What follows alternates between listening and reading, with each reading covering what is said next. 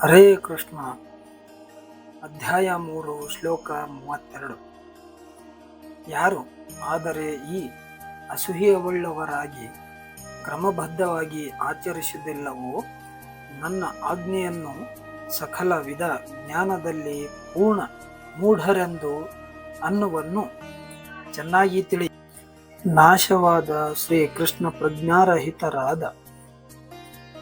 ಅನುವಾದ: ಯಾರು ಅಸೂಯೆಯಿಂದ ಈ ಬೋಧನೆಗಳನ್ನು ಅಲಕ್ಷಿಸುವರೋ ಮತ್ತು ಅವನನ್ನು ಅನುಸರಿಸುವುದಿಲ್ಲವೋ ಅವರು ಯಾವ ತಿಳುವಳಿಕೆಯೂ ಇಲ್ಲದವರು, ವಿಮೂಢರು ಎಂದು ಭಾವಿಸಬೇಕು.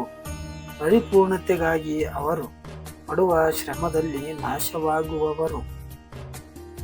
ಭಾವಾರ್ಥ: ಶ್ರೀ ಕೃಷ್ಣ ಪ್ರಜ್ಞೆ ಇಲ್ಲದಿರುವುದರ ದೋಷವನ್ನು ಇಲ್ಲಿ ಸ್ಪಷ್ಟವಾಗಿ ಹೇಳಿದೆ. ಅತಿ ಉನ್ನತ ಕಾರ್ಯಕಾರಿ ಅಧಿಕಾರಿಯ ಆಜ್ಞೆಗೆ ಅವಿಧೇಯರಾದರೆ ಹೇಗೆ ಶಿಕ್ಷೆಯುಂಟೋ ಹಾಗೆಯೇ ದೇವೋತ್ತಮ ಪರಮ ಪುರುಷನ ಆಜ್ಞೆಗೆ ಅವಿಧೇಯರಾದವರು ನಿಶ್ಚಯವಾಗಿ ಶಿಕ್ಷೆಯುಂಟು. ಅವಿಧೇಯನಾದವನು ಎಷ್ಟೇ ದೊಡ್ಡವನಾದರೂ ಅವನು ಶೂನ್ಯ ಹೃದಯದವನಾಗಿ ಆತ್ಮವನ್ನು, ಪರಬ್ರಹ್ಮನನ್ನು, ಪರಮಾತ್ಮನನ್ನು, ದೇವೋತ್ತಮ ಪರಮ ಪುರುಷನನ್ನು ಅರಿಯದವನು.